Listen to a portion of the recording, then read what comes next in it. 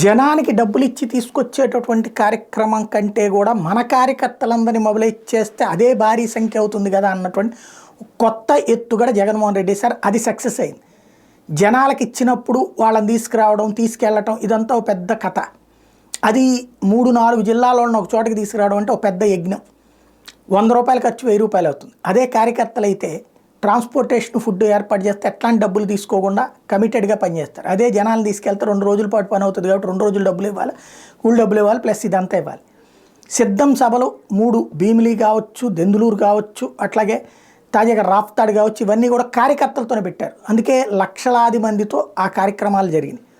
అయితే రాష్ట్ర వ్యాప్తంగా సిద్ధం అంటూ పోస్టర్లు ఎక్కడికక్కడ హోర్డింగ్స్ ఇవన్నీ వైసీపీ పెట్టుకొచ్చింది.